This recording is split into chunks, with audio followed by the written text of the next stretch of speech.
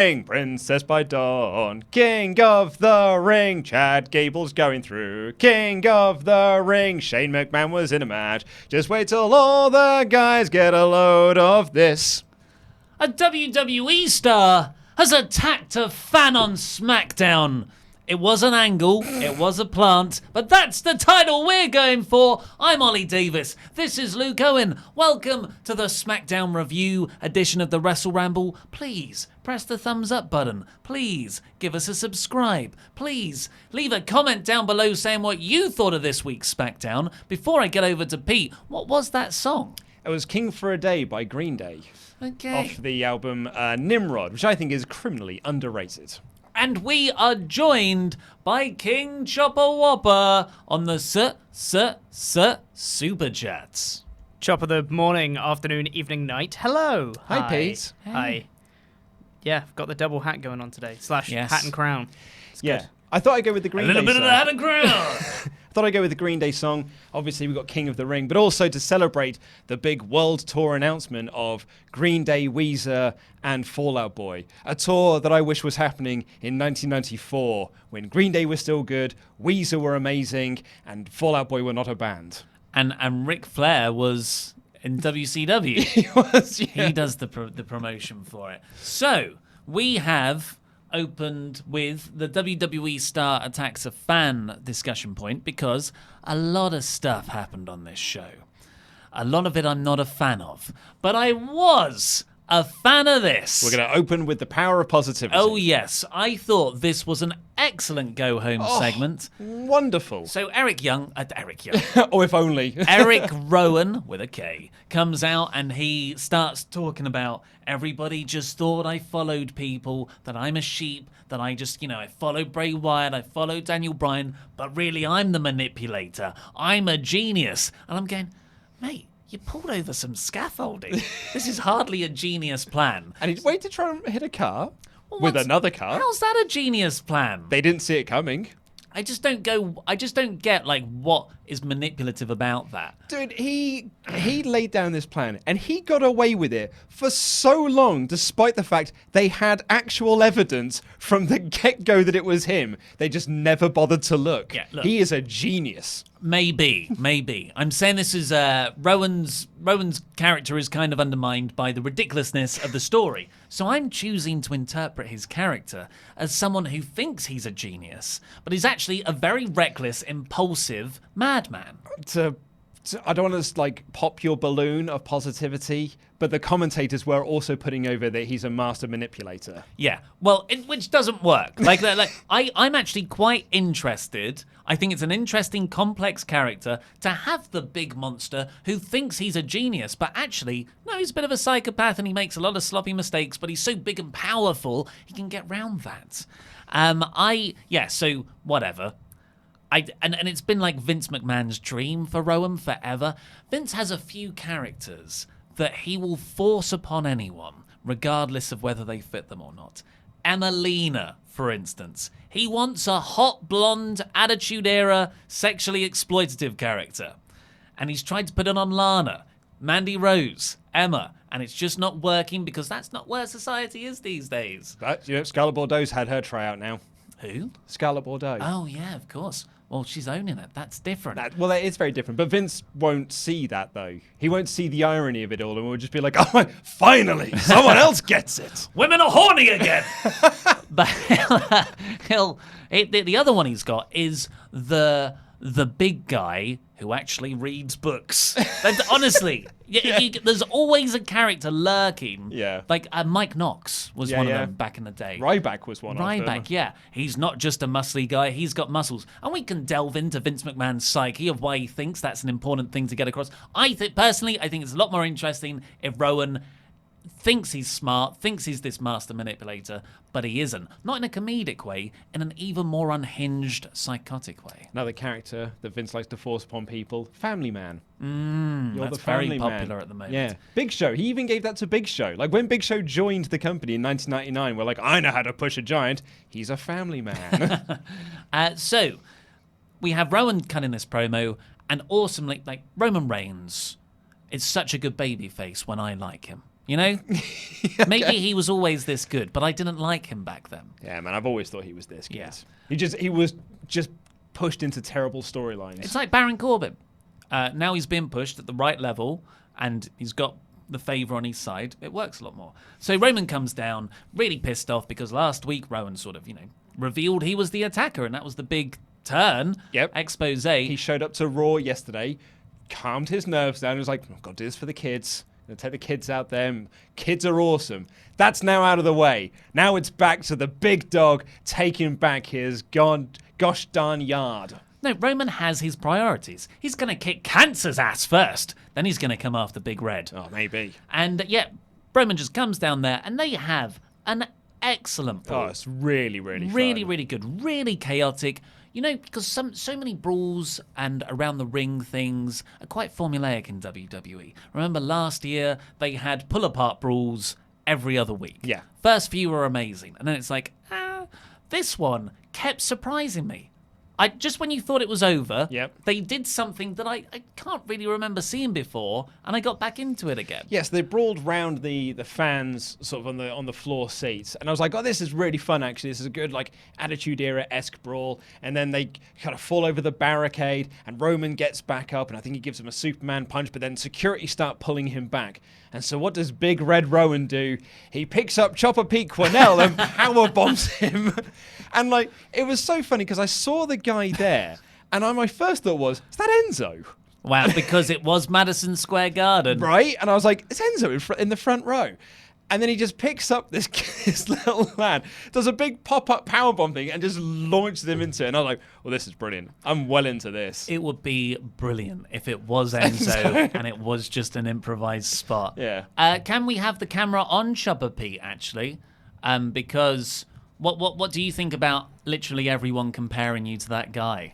Oh yeah, it's super fun. My Twitter this morning was full of it. I went on and I was like, oh, I've got so many notifications. Something big must have happened on SmackDown. No, it was just a load of people being like, oh, are you okay from that attack? Oh my God, you were on SmackDown, etc. Well, mate, in all fairness, you are white and you have a beard and you have a bald head. A bald head, yeah. So therefore, that's it's me. Clearly you. Obviously. That's how it all works. He's got an Elias shirt on. What a mark. Yeah. So, Rowan picks up the guy and power, a throwing powerbomb over the barricade. So good. Into Roman and all these officials. Bumped like a champ, this lad, as well. It was, that happened, and I was like, that's so cool. And I watched it 3 times in sequence. And that wasn't the end of it either. No. Wasn't. And then they carried on brawling up the ramp. Roman's always getting back up to try and deliver that ooh-ah Superman punch, and it just can't quite get it. And then they brawl up onto the ramp, and then Eric Rowan grabs a camera jib, and he just launches this thing into Roman Reigns and some security guards. Everyone goes flying, and then Rowan's there standing tall. Rah, the big monster. Liked it, mate. Yeah, really loved it. There was also this running crossbody he did on everyone. I think we're all over. Let's push him because he's tall. But Rowan is tall. He can reach that jib. He can he can throw someone over a barricade quite easily because he's tall. He can crossbody 20 people because his torso is that long. Yeah. I just thought Rowan looked really, and that's 2 weeks in a row where Rowan has been really, really good. I would say, though, if I was to give a bit of feedback to WWE, and I mean, we know they watch the show. Oh yeah, always that's where they get watching their best ideas from. Always watching this show. Don't have him cut long promos. No. Good promo last week, but you can't do that every week. Keep him to his strength, which is being tall and destroying people and powerbombing smaller dudes into other large dudes. That's Rowan's strength. Let's keep on that train track. Yeah, he got the what treatment. He just didn't sound as good as last week. No. It wasn't a bad promo, but it just wasn't as good. Yeah. After all of this, I think it goes to an ad break. It cuts back, and the camera's on Rowan backstage. He's just pacing back and forth, going, Roman, Roman, Roman. And I'm actually very excited to see them at Clash of Champions now. I have a question, though, and perhaps that I've missed this and it has been answered. Why did Rowan attack Roman? Oh, because he wanted to show that he isn't just a follower. But why wouldn't you just attack Bryan then? Because you want to go for the biggest dog in the yard. You see, the yard is such a valuable space Mm-hmm. that you don't want to attack someone who doesn't own the yard. Okay, you want want to the attack the actual owner of said yard. Commonly known as the biggest dog. Yeah. Yeah. Okay. That's fair enough. It's a better explanation than I've had thus far. So, You credit make to your you. own fun, don't you? Well, let's see what all of you guys thought of this excellent angle, and then the rest of SmackDown with Chopper Pete. Right, so first things first. Oh my God, it's the guy from SmackDown.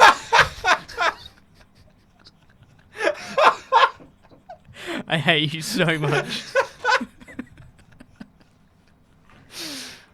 So first things first. Tim Arndt says, Oh god. after 3 weeks, Rowan finally wore a shirt I liked. Oh, he's worn shirts that I've liked before. He had a Hatebreed one on a couple of weeks ago, and he's worn Gojira t-shirts as well. I've never recognised a single band he's had on his shirt. Yeah. But more Faith No More t-shirts. That's what I'd like to see. Tool t-shirts. They've just released a new album. Jobber JJ, Ollie Davis' #1 fan, says, Pete, I see you've recovered from the attack. I This is think a running when theme. Pete sat down, he went, "Oh, we've already had 20 super chats. I think I know what a lot of those are going to be." It's the only one I've seen so far, but... Danny W says, I'm kind of into Rowan. His theme is awesome, IMO. Yeah. The theme's awesome. I thought it was a bit generic. Didn't really do a lot for That's me. not his. Is that his old theme? That's No, a new no. theme. His old movie was that Plinky Plonky Plomp Plomp Plomp Plomp Plomp, the sheep herder one. Yeah. Yeah, whoever, because CFO Money have parted ways with WWE, who are behind Nakamura's theme, Bobby Roode's theme, Balor's theme.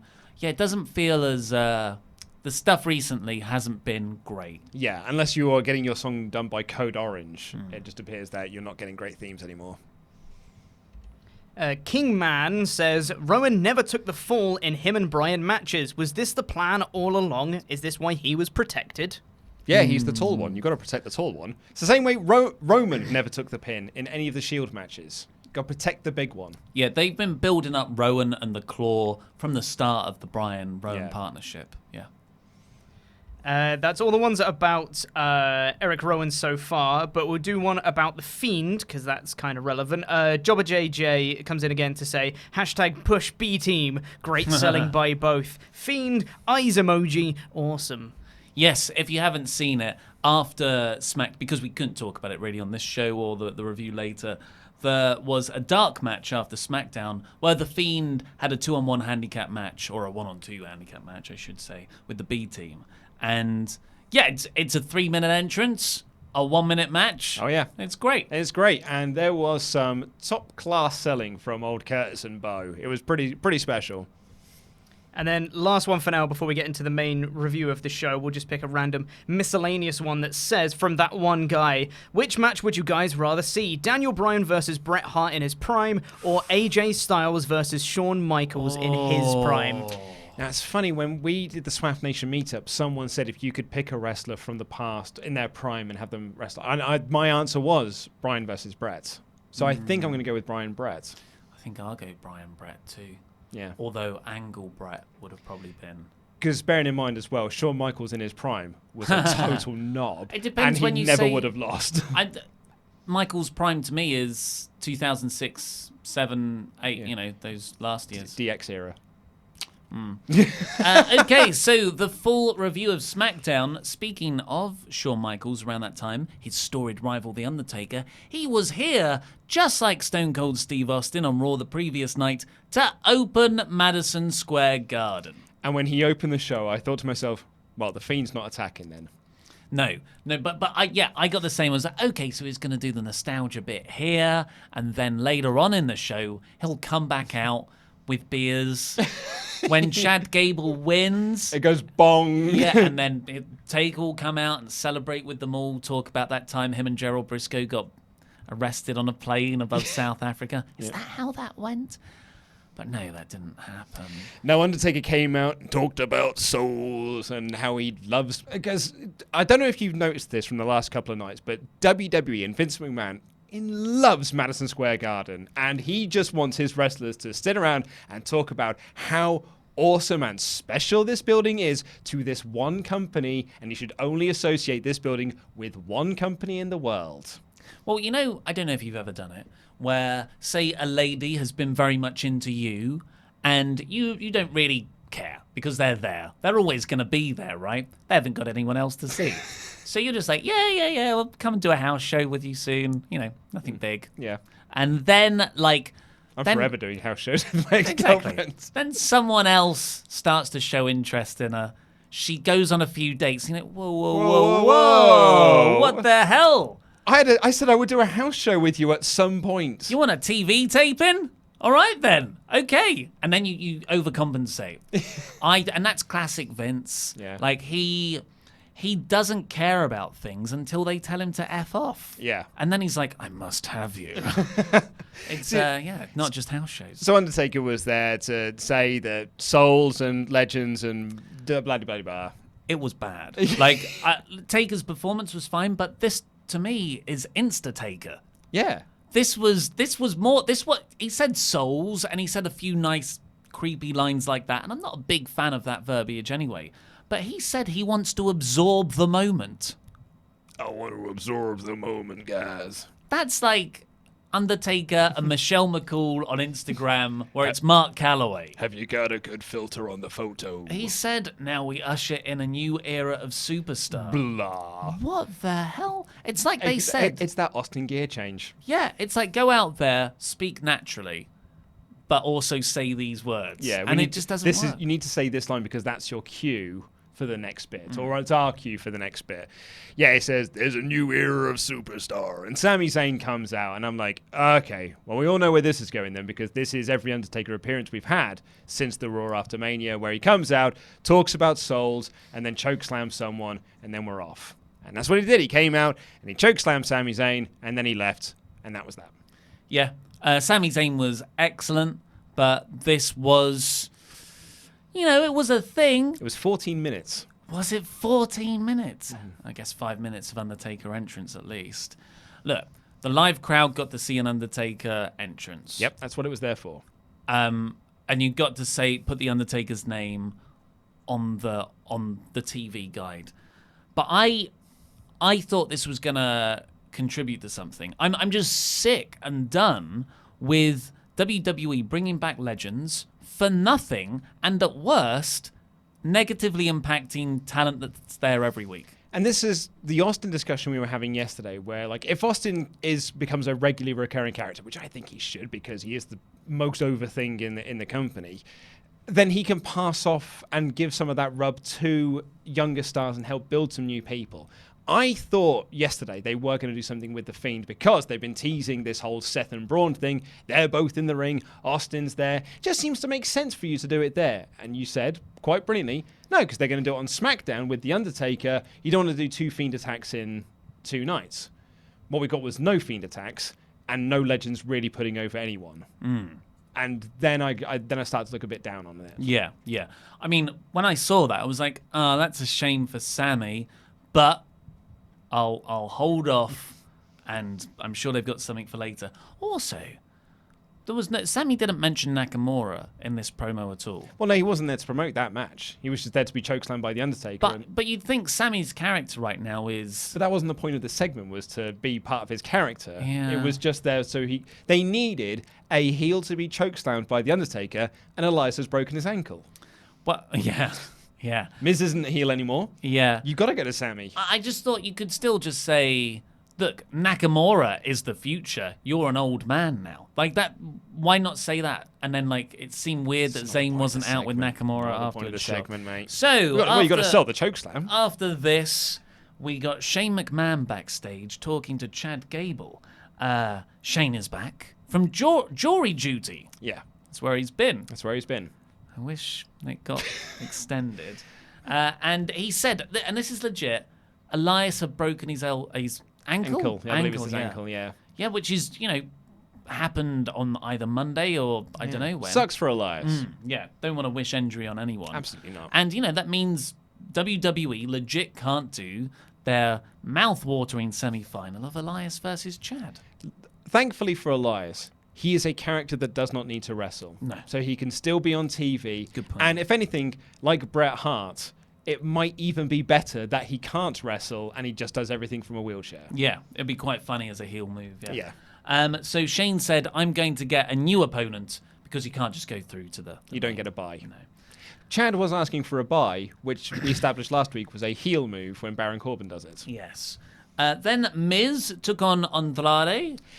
So I've been thinking about Miz a lot recently. And I was trying to think, because there was a comment that said, why does Luke hate The Miz?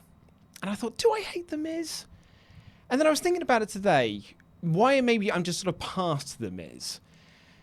And I suddenly worked out what it was. So there was a period of time when D'Lo Brown and Val Venus and that sort of ilk were like, they were the brilliant mid-card of the WWF.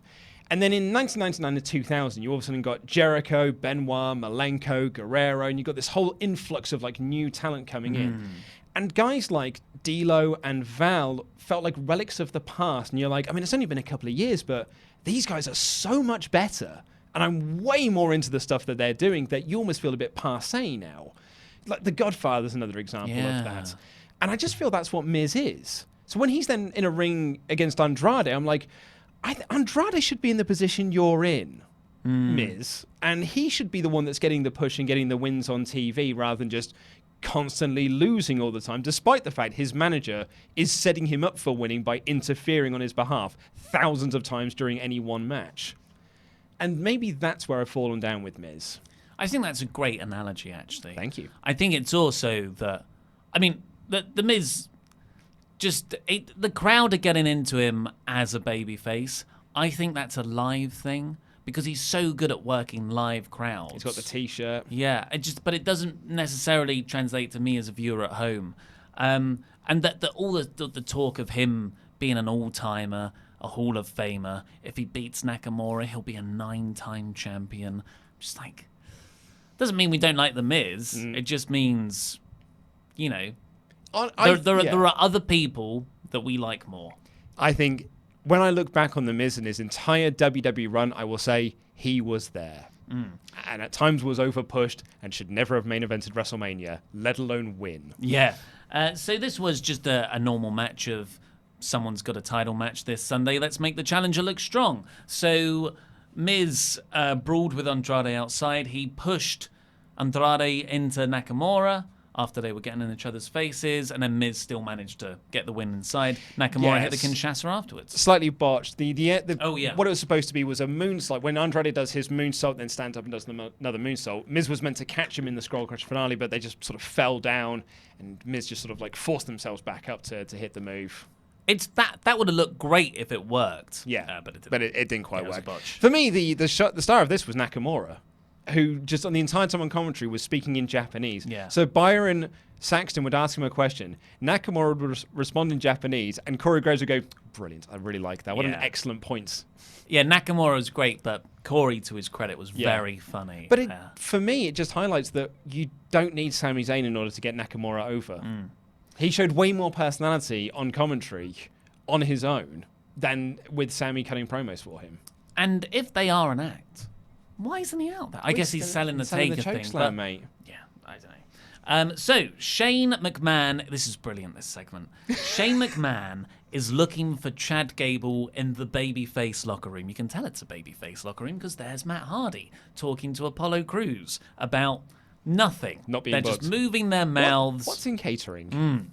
And Shane walks in and he goes, hey guys, I'm looking for Chad Gable. It's about yay high. Yeah, Chad just steps into the shot. I'm like, how big is this room? It makes me think that he was supposed to have been there the whole time. Yeah. And Shane was purposely not noticing him because it just looked really weird when he stepped into shot. Yeah, so that was silly. And then Matt and Apollo walked off. It was just like needlessly complex for what they had to do. Well, it was had just to to make get the joke. short Yeah, joke. to make the short joke. And Shane says, well, I found your semi-final opponent for the King of the Ring 2019 tournament, Chad. It's this guy. And I just sat back and I went, that's amazing. I loved it. I loved the idea. They turned Elias getting a very unfortunate real-life injury into a massive win with Shane putting himself in there. Totally fits his character. Yep, totally. Exactly what he did with the Best in the World tournament when he was a babyface last year. And he even made reference to that. How he's going to be the king in the world or the king of the world. It is a brilliant heel character thing to do. Yeah. And they completely completely botched it into the center of the earth by the end of the show. We'll get there. We'll get there. But before we get to that, we've got a match between Mandy Rose and Nikki Cross in an attempt to add a modicum of interest into this title match that's happening on Sunday. Todd is so unenthused about this. He actually got the challengers and champions confused. And well, he's Sexton, so you can't blame the guy. He's trying to do two things. Face F people, that's fine. Come on. And then Mandy cut this promo. We're going to win on Sunday because I'm beautiful and Nikki's ugly. Don't believe me? And I was like, come on. There is a lot of lazy writing in WWE across the board. Mm-hmm. I'm not sure if this is the laziest, but it's among the laziest to try and build some sort of interest in this. Why not just say, we beat you last week and we're going to beat you again on Sunday. We're a better team than you are. We have got genuine friendship between us. Try and build something into your character as opposed to, I am blonde and I am hot. You are not blonde. You are not hot. It's typical Vince McMahon rubbish. Yeah. It was terrible. It was, bad material, badly delivered. Crowd don't care. Alexa Bliss comes out, so she's a babyface. And she's like, oh no, you won't say that about my friend. Yeah, Nikki Cross runs down, and I'm like, you guys, this isn't even the storyline you started off telling. You meant to be manipulating her. Nikki runs down. And, Nikki did the most with what she had, and she looked really cool, sort of beating Mandy up everywhere. But in the end, Sonya went to interfere. Alexa pulled her off the apron, and Sonya had these massive heels on. Oh yeah, it looked really dangerous. She face planted that apron, something fierce. And then Nikki rolled up Mandy for the win. I don't care. Nope. And now I don't like things that take me out of your crappy wrestling story and then make me think, you're a crappy company as well because you script these generic Nikki's ugly lines. Do you know what can save us though? Heavy Machinery. Heavy Machinery backstage having some smoothies. Yep. Oh, they're wonderful. Heavy Machinery are great there at catering and just being charismatic. Yeah. But before we get to their match, Bayley's backstage with Ember Moon. Yeah, this is the angle I was hoping for last week. Where was Ember Moon to step up and be like, dude, you're meant to be like a good guy. We're supposed to be friends. Yeah. And what have you done here? And Bayley's like, hey, look, I'm the same person. I did what I did to elevate the SmackDown women's division and make this title relevant. And Ember said, no, you did what you did because you've struggled to stay relevant. So that was a great, great rebuttal, really. And they're going to have a match later on. I'm sure that will be good. Then we got Heavy Machinery versus the Jobbers. I haven't written their names down. No, I've written Jobbers as well. But I believe they wrestle in the indie scene as the Beaver Boys or something along those lines. Otis was so great in this. While he was waiting for the tag, he was humping the ropes. So he was just there. The horny gremlin. He was just there, just grounded, just going, yeah, yeah, waiting for the tag. And Tucker's also really, really great. The way he carries himself around the ring is like this just big jack dude. Otis gets in, he takes down the sleeves, and he does the caterpillar, and they hit a wicked trash compactor for the win. Thumbs up for this. Loved it. Love Heavy Machinery. Otis is so charismatic. Like, Tucker is kind of overshadowed. Tucker is so good. Yeah. Like, some of the stuff he does in the ring. I remember that one of the pay-per-view matches, Moon sold off the top rope to the outside. He's enormous. But, like, you can't take your eye off Otis. They could both be big stars. You keep hearing him. Yeah. Tucker's doing another spoon. All you can hear is I just going, oh, yeah! That's right, Tucker, you did it! I really like their finisher as well here. Trash compactor, yeah. The pop-up version of it. It's very fun. We've got Chopper Pete. As a quick note, apparently one of the jobbers is the reigning CZW champion. No way. Well. I wouldn't book my champion to lose. Then we got Shane and Kevin Owens. CZW still in business. Apparently. Wow. According to Matthew on Twitter, anyway. The more you know. Shane McMahon then invites Kevin Owens into his office. Kevin Owens wasn't on last week's show. If you remember, just about 6 weeks ago, he was one of the... No, not even that. Less than 4 weeks ago at SummerSlam, Owens defeated Shane to keep his job and was one of the hottest things in the company. Yep. A lot of people said he was the second coming of Stone Cold. But then, since, WWE have booked him into the ground by making him apologize to Shane, by getting fined $100,000 by Shane for caring about a monetary figure like that, for saying how it's going to affect his family. Yeah, and here's Kevin Owens. Care about him, please. I don't. Yeah, and it's so daft as well because the whole apologizing angle that they did was so Shane would get rid of the $100,000 fine. But apparently that fine is still there because he said, if you become the referee for tonight, then I'll get rid of the fine. So it's inconsistent storytelling. It's told wildly out of order. And it's just, it's so backward that he beat the bad guy and they're still feuding.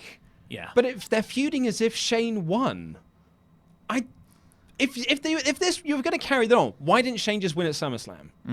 Well, what my problem with this is I think this is a really, really good story, but this is your opening. You know, Kevin Owens is Shane McMahon's crapped upon second errands boy.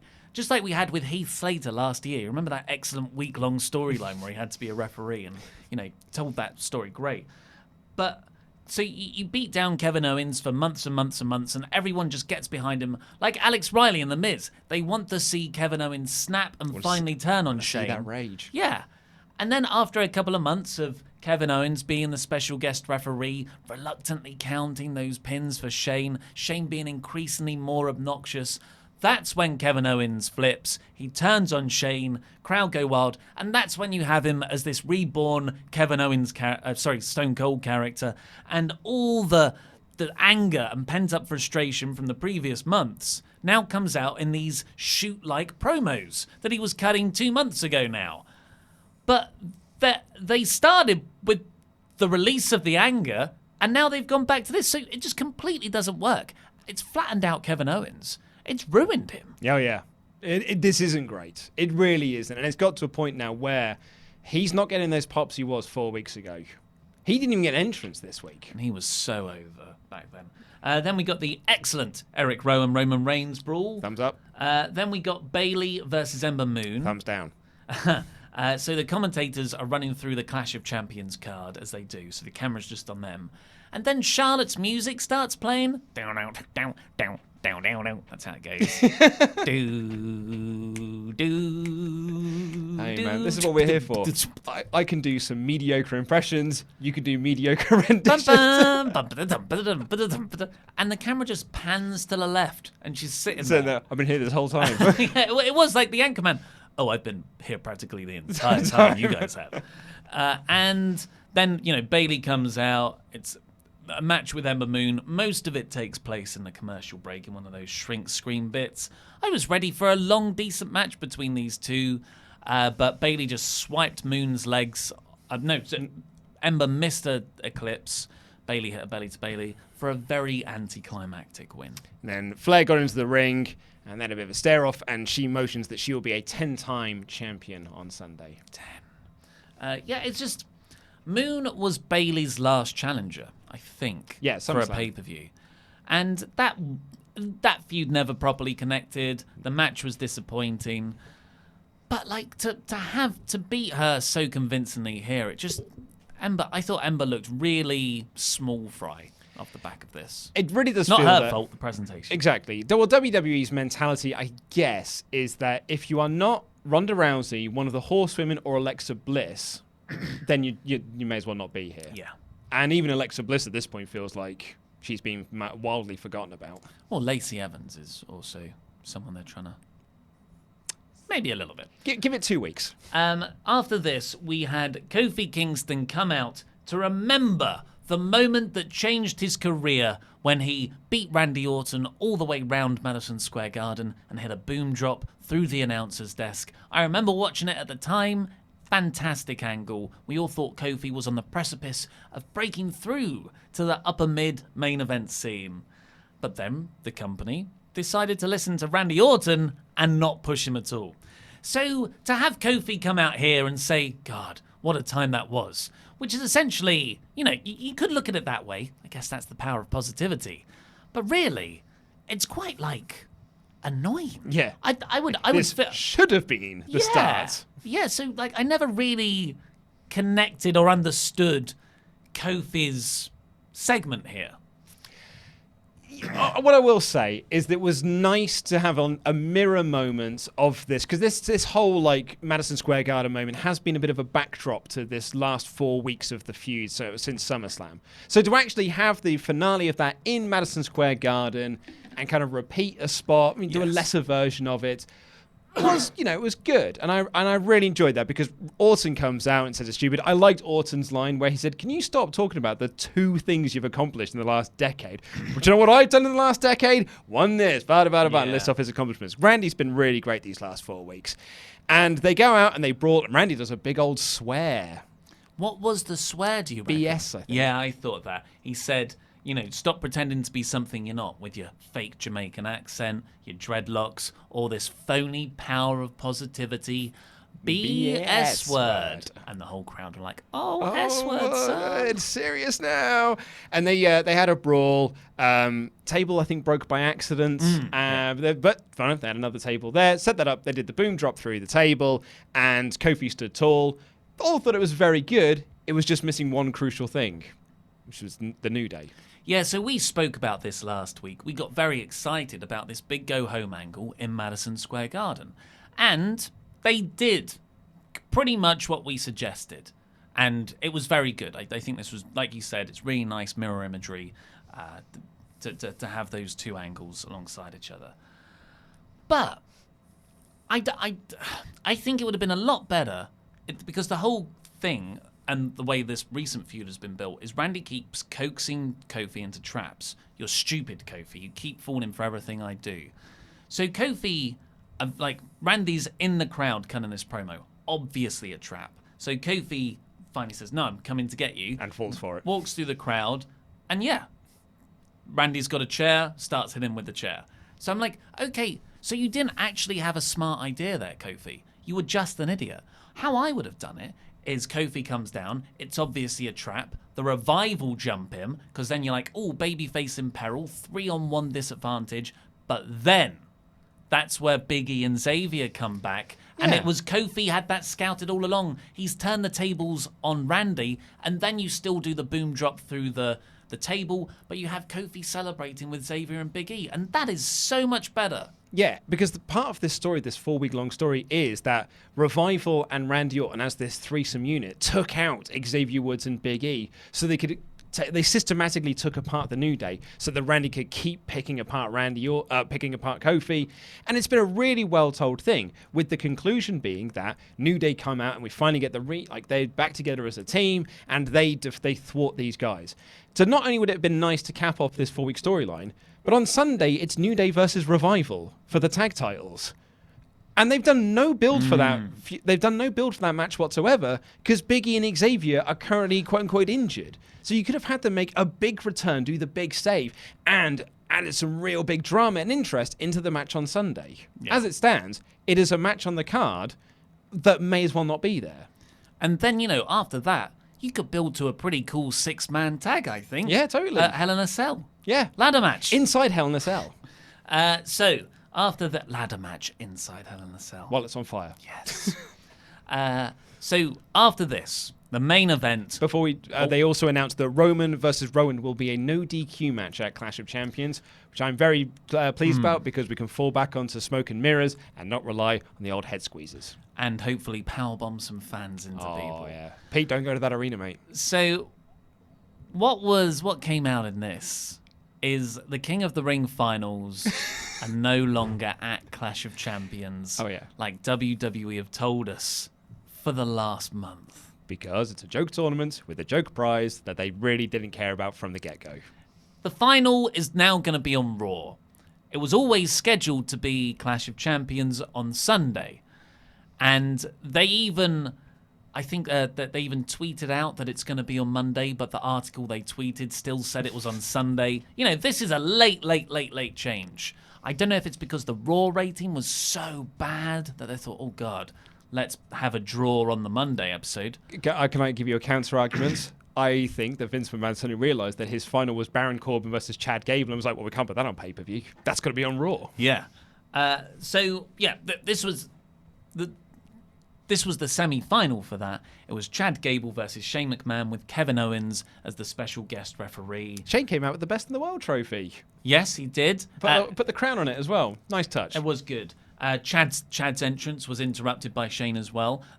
All of this up until the moment the bell rang was a really good idea to make obnoxious Shane against Chad, and Chad can beat him, overcome the odds, even with special guest referee Kevin Owens. I know that's backwards as well, but at least you can now, if we're here now in the storyline, Kevin Owens can slowly rise up against Shane again, tell that story. A lot of storytelling potential in the physicality of the match. They failed on every version of it. So what happens is Shane starts the match. He goes right for Chad. Chad reverses it into a Chaos Theory pinning combination. Kevin Owens fast counts. He fast counts, doesn't he? It's not a normal count that he was caught unaware. So Chad wins. Chad's really excited. Let's be honest. Does nothing for Chad. Nope. Because it's a very quick victory. He's the third wheel. But then you have, so Kevin Owens screwed over Shane right away. Okay, let's see where this goes. But Shane gets out the ring. Oh, it's going to be a 2 out of 3 falls match, which takes me back a couple of months. Took me back, mate. And now Kevin Owens is suddenly counting like he wants Shane to win. He's not counting Chad pinfalls. Checking the shoulders. And it's just like, well, but you just tried to screw him over in the first fall. So now I don't... Like, what is going on with your character right here? I don't know.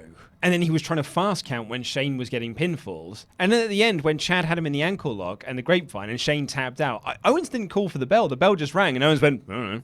Yeah. It just made him look like a complete moron. And I get the whole idea was to build Chad up as this really great underdog who makes it all the way to the finals. But let's be honest. He's only had one good match. Yeah. And that was last week with Elias. No, who was it last week? Andrade last week, was it? Oh, I can't remember. I think it was Andrade last I know week. it was a good match. Because it was Shelton Benjamin first, and then I think it was Andrade. Yeah.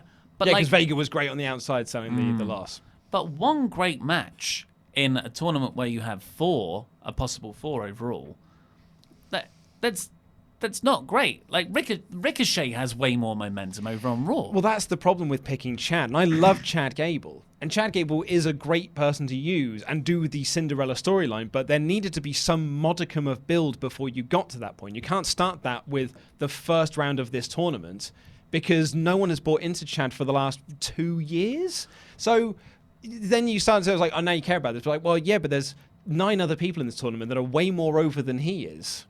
Well, I think you could have, if you gave him 10, 15 minutes a match, make these great matches, and he has 3 really good matches, then he goes to the final, and you tell those stories of the underdog overcoming. But they haven't done that at all. Every time it's been a relatively quick match and a shock roll-up pin. Yeah.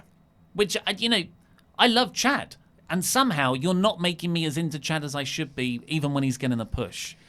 It's not been working. Plus, at the end of all this, Chad wins. Love the grapevine ankle lock, by the way. Yeah. Please, more of that. And Shane, that's what makes Shane tap for the second fall. Chad just beat Shane by winning 2 of 2 falls. And he got multiple visual pins throughout the match as well. That's booking someone to look strong. But you know what? You're not really, are you? Because I'm not thinking about Chad at all. I'm thinking about the post-match that came afterwards, which was Shane losing his rag with Kevin Owens and saying, you're fired. And like, who honestly gives a crap? How many times has Kevin Owens been fired or quit or put his job on the line in just the last year alone? I did not like this final angle. It was rubbish. Yeah, it was pretty bad. It was, the whole thing... From the overall story of Owens and McMahon to this angle to making Chad look like an absolute afterthought, I thought was just grossly inept. Yeah, making Chad, your King of the Ring finalist, look like the third wheel. It just makes the whole tournament seem unimportant. It's like, yeah, it's a tournament, but really, your stars are over here. And it feels like they've done that throughout the tournament. Just all the stars have been eliminated from it, and you're now left with Baron Corbin versus Chad Gable. Oops, sorry, can't put that on pay-per-view because there's no stars in there, so we'll just put it on Raw the following night. And the pay-per-view is this Sunday.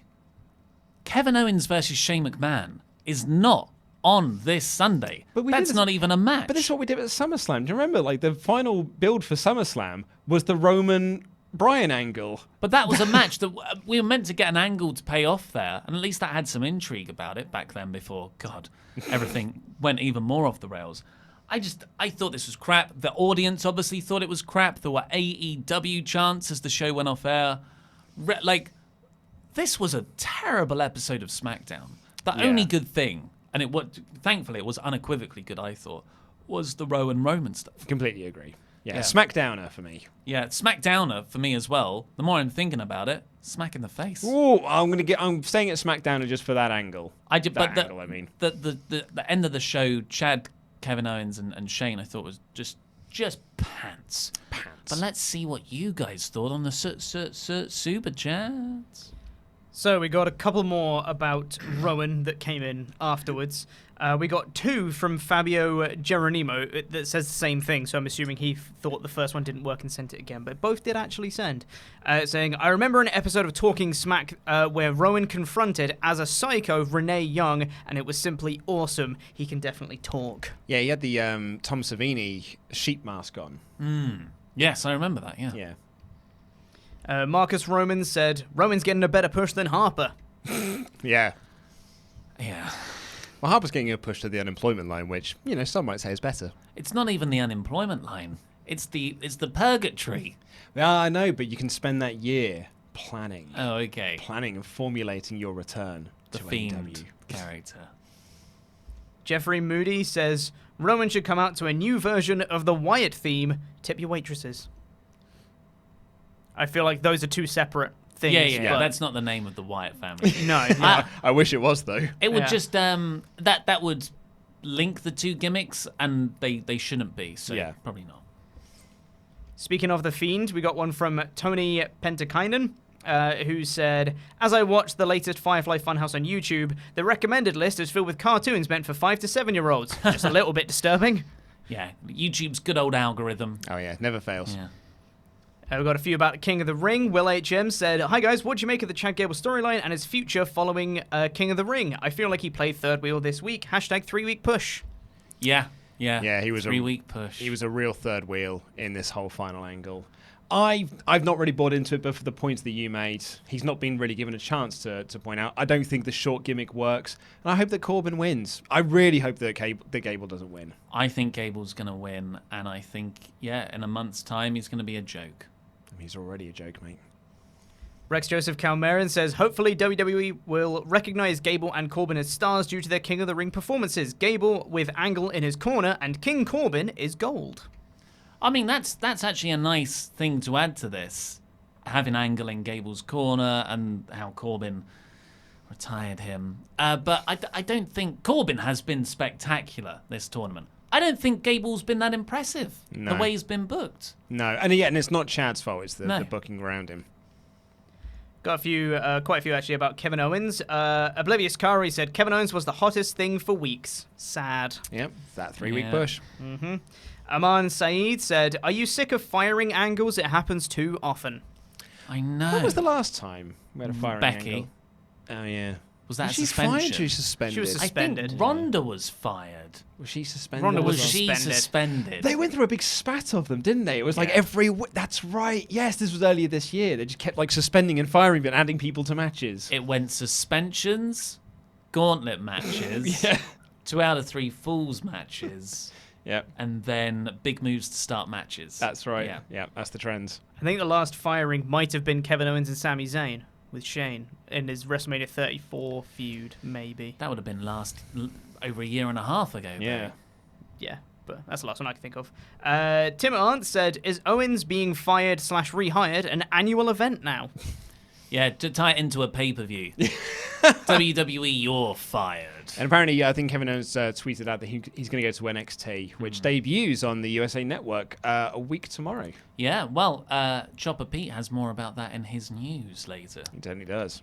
completely stole my thunder because the next super chat from Wilson Simon says, Owens tweeted 14/24/20. N is the letter 14, X is the letter 24, T is the letter 20. What if Owens joins the Undisputed Era? Oh my No, god. absolutely not. Absolutely not. No, Not when you've got hot baby. Well, should be hot babyface Owens. Don't join him into a faction where he's going to be playing second fiddle to Cole. Kevin Owens and Adam Cole are very good friends in real life. But Owens going against the Undisputed Era, that I can get on board with. That's the money. That's where the money is. And just to reiterate what Ollie said, there's much more about that in the news later on today, so watch that. Andrew Mendez says, Kevin Owens to AEW confirmed. He signed a massively long contract, hasn't he? I think he's there for another 10 or so years. It's like a Scientology contract.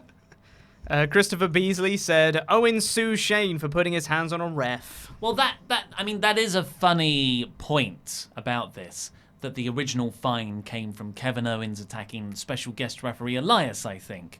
And now During their SummerSlam match. yeah, and now Shane not only beat up Kevin in an official capacity, but then he fired him, and then he essentially just beat up a random person. Not that you can beat up your employees anyway. It doesn't hold up to logic at all. But if WWE's follow-up to this is Kevin Owens files a counter-sue, and they do it all legally, and he goes, well, I've trapped you. That's stuff that's only interesting to corporate people. And that isn't the audience. No, I bet Vince McMahon is going, oh yeah, this is a great storyline.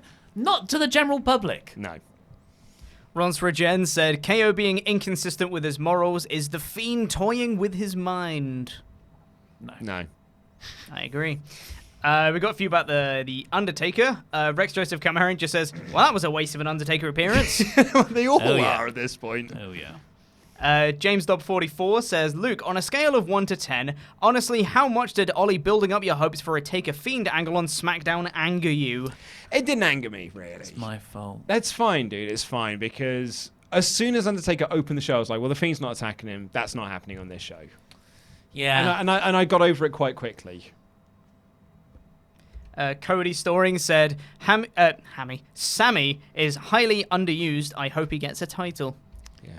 I mean, That could have been a super chat from 3 years ago. Yeah. It will require a lot of building up.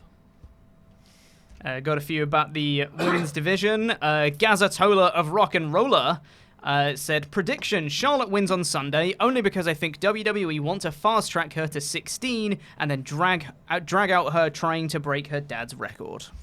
Well, apparently the story is they were trying to get to that number quite quickly, as well the Money in the Bank stuff was about. But I see Bayley retaining this coming Sunday. Stevie Ray says, which women's championship match are you more excited for?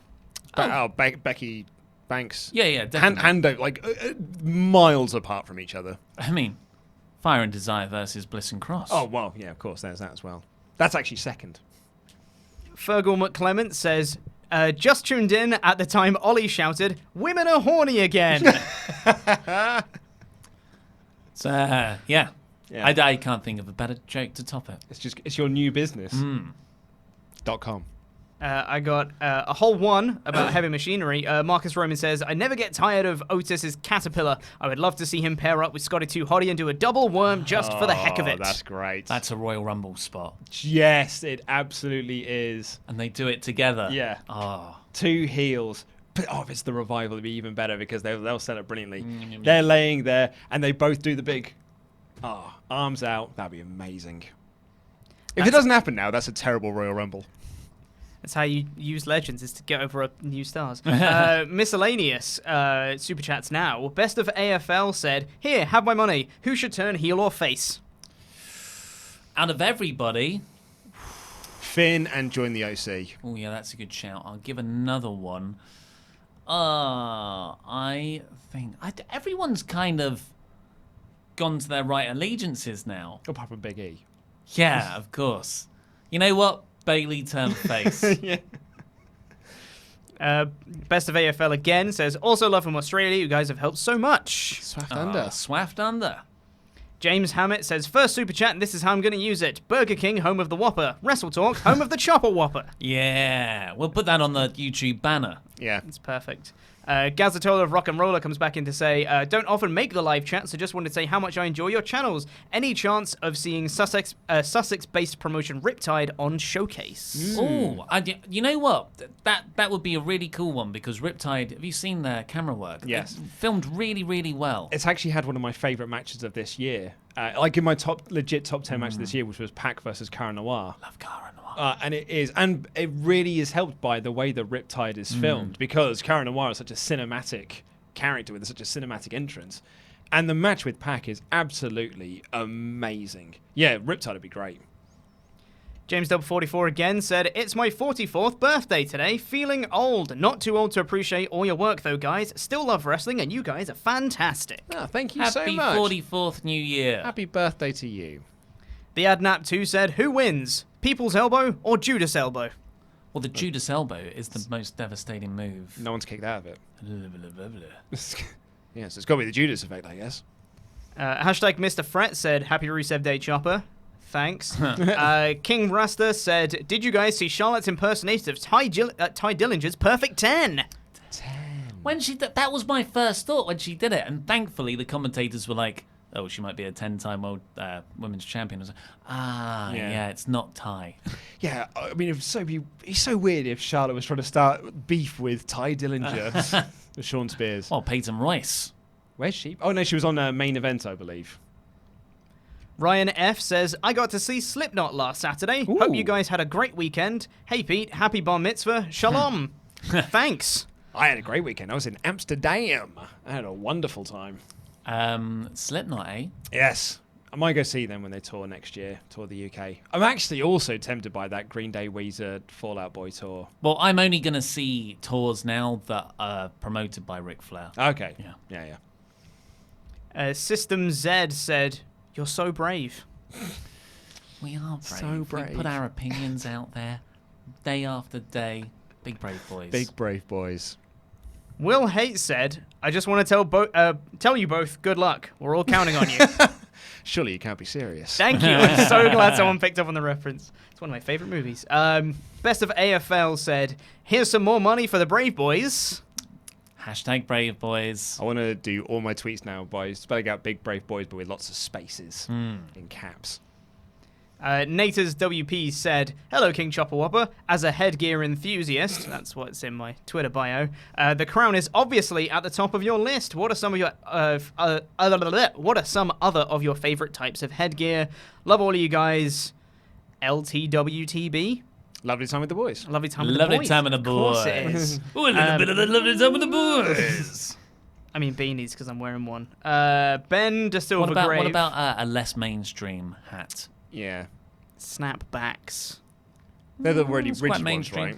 But I only wear them backwards though because my head's too small to wear them forwards because they look stupid. So. Yeah, it's those ones, because I bought one by accident. And I was just trying to bend it because that's what I do with baseball caps. I was like, I just want to bend this peak. But it just goes... whoosh, Yeah, it's just flat. and it's really flat, and it just looks mad awkward on my head anyway. Is that because of Ash from Pokemon? No. Does he not wear a cap like that? I mean, he wears it forwards until he gets serious. And then he has to go... And then he flips it around. When I used to work at Game Station in my university years, I used to wear mine backwards because I was a massive fan of Randall from Clerks. And I was like, I just want... And I wore my shirt... so Game Station used to have, like... work shirts that I used to wear open over like comic book t-shirts like Randall does, and I was like, I'm basically Randall. One word for you, Chopper, 3 letters. Fez. Anyway, Ben De Silver Grave said, hi to everyone at WrestleTalk. I am curious on your opinion on something. With the crazy amount of time with all the shows on TV starting soon, how do you think this is going to impact something like WrestleMania weekend? Ooh. I don't know. Question. Well, you know what? By all accounts, it'll be a little less hectic because have you heard the rumor about NXT takeovers being scheduled to go against AEW events? But they're not competition though. No. So maybe that will take the takeover off of Mania weekend. I think they'll still do the takeover on Mania weekend. But also, apparently, the SmackDown shows aren't going to be typical shows. They're going to be like highlight packages and promotional shows. That's a shame. So, but I don't know. That was a story from quite a while ago now. So I don't really know. I don't think it'll change too much. It's just going to be a busy working week and then just a busy working weekend. Yeah, I think, if anything, we'll just have another one of those weeks elsewhere in the year, probably end of August with the all-out shows. Matthew Burlage says, Wish.com is sending a physical poster of one of your thumbnails. Backstage heat on Randy Orton. Just search Randy Orton poster on the site. Yes. Oh. Yeah. We've seen that. Trying to get a T-shirt version. Oh, really? Yeah. That'd be very funny. Timothy Beatty says, Kushida on 205. Yes, please. Now Daniel Bryan to 205. Or Kushida to SmackDown? And Daniel Bryan stay on SmackDown? Do you know what? And not so much 205 Live? I don't mind it, mate. It's not a show I watch, but I don't mind it because there are so many people on 205. Where's Ali? Like, there's so many. You could list off 20 people on SmackDown that aren't getting the TV time they probably should. I don't want to just add Kushida to that list. So probably keeping him away from the main roster is actually a good thing. I don't know. These are the primes of these guys' careers, and they're just being wasted. That's very true. That's actually, oh God, that's a really. It makes me quite depressed. Yeah. In which case, just well, just keep him on NXT then. Azo Smith said, "Who needs to focus in class when I've got you guys?" Are you in school right now? Focus. This is what, like, when I was at school, if you weren't focusing on the classes because you were like sharing M&Ms with each other. Tamagotchis. Oh, we were Digimon kids. Yeah, you can battle them. You can battle them. And also, we worked out that if you get, like house keys that have got like the ridge at the end, so it's a straight one with a ridge. If you put that and you kind of like move it around the connector, it makes it think it's battling with someone, so you can actually level up your Digimon without having to battle your friends. Kevin comes in to say, when do you think the era of Vince rewriting scripts hours before airing will stop? Do you think Fox can intervene if this keeps on going? Fox probably won't intervene, but they're moving the Raw head writer across, aren't they? They're removing Ed Koskey. Yeah. So probably when Ed Koskey takes over officially. Stevie Ray again says, keep up the great work, you beautiful nuggets. Thanks, mate. Beautiful nugget yourself. Owen Hart reference. Rollerball Rocco said, if you please, shout out to my cousin Jesse Scott C for getting us tickets for Clash of Champions. Lovely time with the bubbly. Keep going, boys. Listening live while you're in my pocket at work. Thank you. Thank you very much. Well done, Jesse Scott Lee. Was that their Jesse name? Scott C. Jesse Scott C. Who am I thinking of? Jason Scott Lee. Jason Scott Lee. Jason Scott Lee? Is that someone? No, I'm thinking of Jason Lee. Well, enjoy cock this weekend. Yeah. Russell B said, first time donating, long time watcher. Oh, thank you very much for much. your support. Jobber JJ comes in again to say, Russell Talk and Swaff Nation versus WWE Invasion. I think I don't we'd know probably how that would lose. work. Yeah. Yeah. We haven't got any wrestlers. Heel Dan from Pensacola, Florida said, warmed my soul to see Pete Powerbomb last night. Yeah, classic. Nathan the Alpha Wolf fella said, happy National Make Your Bed Day, Chopper Whopper. I did make my bed this morning. It's Doesn't a rarity. it give you a sense of completion, an early win? And when you get good. back home at the end of the day, you're like, I did that. Well, I'm just going to pick up on Pete's comment there because that makes it sound like you don't make your bed every day. That's correct. Normally, because Michelle gets out of bed second, so technically it's her job. What was different about today? She's not there. Okay. Checks out. In fairness, like my wife usually gets up second as well, so I do kind of expect her to do it. But I make often, the bed around her. I often just do it myself anyway, and I pull up the little fabric thing we got at the end to make it look really nice and neat. Open up the curtains.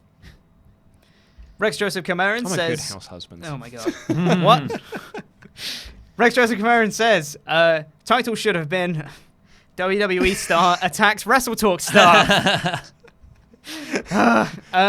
Deman Will.I.Am Baker said, first timer, greetings from Germany. I'm also white bearded and bald. Should have been me. Wild laughing emoji. Keep up the good work. KO to NXT confirmed. It should have been me. There was someone who said it should have been me on today's show.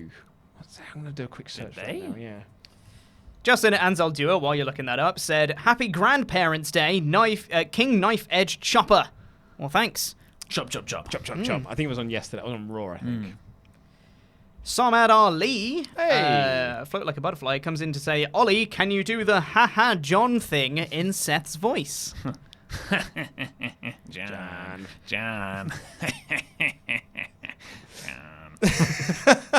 Minato Dono said, "By God, Michael, I love it. We got us a flying Uso." Hey, that's a good your turn. callback. Come on. Yeah. Was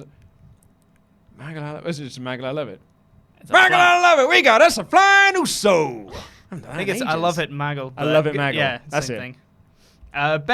Ben Holland Smith says, making my first super chat for a shout out to my amazing wife and to announce we have broken out in love for our new baby boy. Hey. Rowan Bray Harper Holland Smith. Keep up the great work. Rowan Bray Harper. Holland Smith. What's Holland? As in, Holland Smith is his surname. It's double barrel Oh, surname. okay. Yeah. Harper. Just really Bro- love wait, the wait, wait, wait, Netherlands. wait. Rowan Bray Harper. Rowan Bray Harper. Strowman Smith. Well, congratulations Absolutely. on reproducing successfully. I hope you have a healthy human child May the Lord open. under his eye. Why so serious? 54 comes in to say, you can say wasn't here for the start of the stream. Said, which wrestler attacked a fan? That would have been Rowan right there. Big Red. We should have put the yellow arrow to him, shouldn't we? Well, no, I was pointing to the... To the fan. No. fan. But WWE star is the active thing in that sentence. But that's the fan. Yeah, that's the WWE We know star. who WWE stars are. Well, we didn't say Rowan, did we? Yeah, well. No. I agree with you. I'm just being facetious. Thanks, mate. I was a bit worried for a second then. Mayor of Painesville Dan Hey. says, just arrived home safely. All the best, Dan. Thanks, Dan. It was Ah. lovely hanging out with you yesterday, Yeah, it mate. was. What a lovely tweet he put up as well. Yeah. Oh, where is it? Is the little bit bubbly over there? Yeah, put it on the thing over there so you couldn't smash it. Yeah.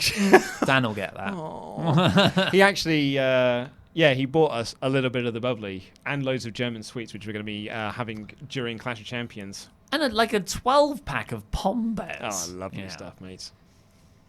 Peter Mullins says, is KO McMahon clearly being a throwback to Austin McMahon a symptom of the larger problem of no new creative angles? What can be done?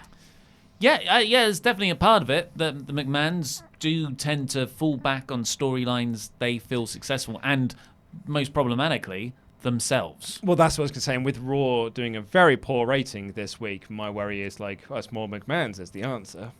We are listening to you.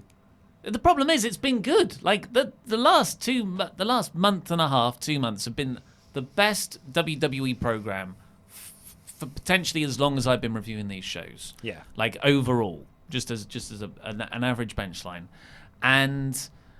but those 4 years of preceding terrible booking. Those are the effects now. Yeah. It's not an easy switch around. You've got to give this quality programming for years before you can get up again. Juan Martinez says, did you see Kevin Owens' tweet hinting at an NXT return? Yes, we did. More on the news later. Tomo comes in to say, hello, WrestleTalk people. I don't know if this is true. First super chat in about 2 to 3 weeks. How's your day going so far? I don't feel like I've said Tomo as much recently. I could have sworn he was on the live streams, though, for He's definitely in all the live AEW. streams. Yeah. Yeah, he's always here. But Well, save the money, Tomo. You super chat a lot. But to answer your question, day's been very nice. Yeah, thanks, we recorded our review of Ad Astra, which will be going up tomorrow on Screenstalker. Andrew Mendez comes in to clarify his Kevin Owens to AEW confirmed thing that he said earlier was meant to be a joke. Yes. We figured that, yeah. Yeah. Michael Dominguez said, Laurie said San Antonio. SmackDown Live is an acid trip. Yep. Laurie said San Antonio. Maybe it was in the news yesterday. Possibly. Oh, I think he got the name of a California city wrong or something. He Right. said San Antonio and it was San Jose or It's actually Washington. something. Yeah. Yeah. Probably. Brock Batty said, The Brock wants the Fiend to start killing audience members too. Detrain24 said, it's been a bad month. Lost my job. My brother is alive but OD due to addiction. I wish y'all knew how important your work is to stay sane. Thanks. I hope everything's okay. Yeah, absolutely. Yeah, the best to you and your family. And I'm glad that we can help out in any way we can. Yeah, we are the most with our important thing. silly little nonsense. Rons Regen said, does Gable have top tier potential? I think so. Yeah, Too short. Luke is joking. We do, but he's He'll never get that in WWE. No. Which is ludicrous because they had Kurt Angle and look what a star they made out of him. Brock Batty says, "My king," talking about me, "I challenge you to a battle on Pokemon Showdown to become the king of WrestleTalk." Oh, what's a Pokemon Showdown? It's a program where you have simulated Pokemon battles. Oral I sex. used to Isn't use that it every Pokemon all the game time. ever? Yes, except it's free and on the internet. So it's a Okay. battle simulator. Do you Without get to actually bring playing your the own game. monsters? Yeah. Fully customize your team. Ooh. So, Well, can't you just max everything out? yes. Have you Everyone maxed yours does. out yet? But you don't collect them or anything. It's just for battles. It's a battle simulator. That's all But it you is. said, but you said you can max them out. So have you Yes. maxed yours out? Yes, that's what you do for I think competitive you just battles. like enter the. Oh right, so it's just purely It's- based on the yeah, strategy. it's just competitive battling Ooh. and strategy. So it's more of a. I use an the equal competitive playing battle ground. a lot. So when I'm saying maxing up, like it's not a leveling up sort of thing. No. Oh, right. All, Oh, that's all what I the thought you Pokemon meant. on there are level 100, and then you have other. I'm not going to get into this. But There's. will you accept the challenge? I mean, I haven't played competitive Pokemon in quite some time. I'm out of the But game maybe. now. I couldn't do it Genuinely. anymore. It's taking up too much of my life. Although technically you are, It because was. you're battling simulators and whatnot and robots and that. So it's basically the same thing about battling a human. Baller Kid 34 said, "Was at MSG. The Fiend in person was amazing." I bet it was. Yeah, that you know what? Like I always thought, that's one of the a Cara Noir entrance and Bray Wyatt entrance. Now those are the two. Okay, here's my big bold prediction. Come post WrestleMania next year, Raw will be in London, and they will tell us that the Fiend will be there in appearance, probably in a dark match. That's what's going to get us to go. Yeah, you're right. Nikolai Azapali said, "The MSG sales were so bad that they had the normal set. Didn't have anything special for MSG." Yeah, well, I think they've stopped doing that. Well, I mean, they haven't done a TV there for a while, but they want all of their sets to look the same. Like, they don't want buildings to look different. And which is a real shame as well, because that Madison Square Garden look for WWF shows is quite iconic. But they redid Madison Square Garden a couple of years, well, like a while ago actually. So you don't get that The iconic entrance, Royal Rumble. Oh, I didn't know ones. they Yeah, changed yeah. it. Why would you change that? More seat capacity. I suppose. Business. Cody Storing said, "Kevin Owens to NXT for a big pop and getting over." Yeah, I mean, it's actually quite an interesting way to take a story where you start to blend characters into NXT promotions as well, and Owens can come back feeling a little bit revived. Yeah, I think it's a good idea. That how they got there was crap, but that's a good idea. King Rasta said, "NXT is keeping WWE relevant to a degree." NXT is. I think WWE are keeping themselves relevant. Yeah, I'd say so as well. Stone Cold Steve Austin. James Quinn says, "Jason Scott Lee played Bruce Lee." Apparently. Oh, in that- the Dragon, the biopic they did. Was that? Sure. Was that advertised on WWE? Is that why I know that? Yeah, Jason Scott Lee was in Dragon, the Bruce Lee story. God, I've forgotten all about that movie. My friend Adam was obsessed with that film because he was obsessed with Bruce Lee. So we used to watch that a lot when we were kids. Peter Mullins says, "Happy you saw that Navy Guy Day speech, Ollie." There's a lot of words. You saw that Navy Guy Day speech. Navy Guy? Can't think of what that would be, but thank you for the well wishes nonetheless. Robert Alomar said, "Adam Mayhem here. Where's the address to send WrestleTalk some free merch?" A lot of people have been doing this recently, we love it. Yeah, We love the merch. Email me, luke@wrestletalk.com, and I can forward the address on to you. Someone said, I don't know if I told you this, that they're going to send us a limited edition Fiend box that they got. No, know. don't send us that. I said, look, you should keep that. Yeah. But if you do want to send it to us, here's the address. I have not wanted to buy anything on WWE Shop besides the odd T-shirt here and there forever, but that came up and I was gutted when it sold out. Some things, and I don't get it as much these days, but take my money. That's ingenious merching. Mike Martin II says, Sammy said it should have been me to take her. That's There it. it Well is. remembered. Yeah, I thought it was something like that. Sean Turner says, can I get Luke Undertaker impression talking about souls? Then Ollie Seth laughing at him. Hehehe, souls. Then Luke Undertaker tells him to stop. Okay, let's try this. Bit of improv. I need some more souls, Vince. Well, you want to say souls. Souls. Stop that now. Just want my souls, Vince. I need my souls, Vince. Undertaker, you're all, I'm going to tweet about it. Stop tweeting about it. I need my souls. Just one more soul, Vince. Alex Jordan says, Matt, I missed 3 super chats in a row. Didn't know how vital this was for me on Mondays and Tuesdays. Hey, guys. Hey. Hey. Good to see you here now. Good to see you. Chris Dudley says, love each of you. Ollie, I've been watching this channel since March 2016. If that date sounds familiar, you took over this channel only 3 months before. Thanks for all your hard work. Thank you. That's also 3 days before my then 28th birthday, I think. For the people who are saying, oh, I love Tuesdays and Wednesdays for the Raw and SmackDown, and maybe you don't watch NXT because it's Mark's show, but it's going to get popular soon. I know, right? So yeah, 3 p.m. tomorrow on Thursdays, NXT time with Indeed. Luke and Laurie. And on Friday, we're going to be doing a 3 p.m. live stream there as well, because myself, Pete, and Laurie are going to be doing our Clash of Champions predictions. It is like a proper radio show. Exactly, isn't it? yeah. On 3 p.m. every day. 3 p.m. our time. Don't know what it is yours. Sean Turner said, guys, Kevin Steen is coming to NXT. What a surprise. Well, hopefully, not as Steen. No. That would be awesome.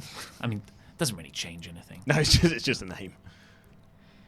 Peter Mullins clarifies the Navy Guy Day speech good. thing, but I don't know if it's clarified it very well, because he just says, Navy speech, returning to a bed, full stop, that you made, full stop.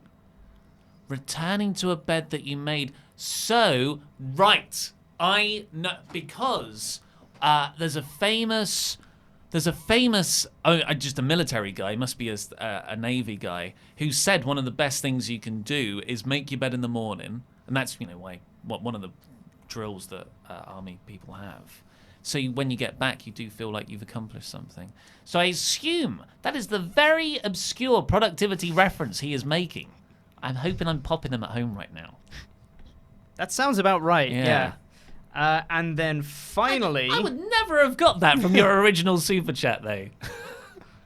And then finally, just thank you to Gordon Maston, who super chatted, but with no message. Thank you all so much. Very Thank much. you very, very much.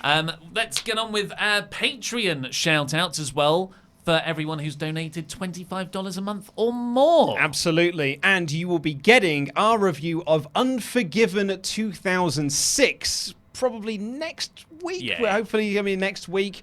Where, that's the one that won the Patreon poll. It'd be all in by 1%. So it's going to be Unforgiven 2006, featuring that classic 2 out of 3, 3-on-2 handicap match between DX, the McMahons, and Big Show, and a barn burner between Kane and Umaga, and Randy versus Carlito. I hate democracy. I'm over it now. The Highlanders are on the pay-per-view Yeah. as well. But anyway, and also, just to further plugs for Patreon stuff, we're going to, the Ramble Club will once again be Ramble Club After Dark, where we're going to be having some drinks, but also talking about some of the exploits that I happened to find myself in while in Amsterdam that we cannot talk about on a PG show. Nuh-uh. But if you donate $25 a month or more, you get a shout out on this very show. So thank you, The Outlaw, Andrew Harris. Yeah, Whoa, yes. nice. Little Drummer Boy, Scott Drummond. Thank you. Yeah. Oh, Cheetos, here we go again. Carl Johnson. Awesome. Master of the Mayor look, Joe Mayer. Oh, yes. Ooh, nice. look at him. Float like a butterfly, Samed Ali. Yay!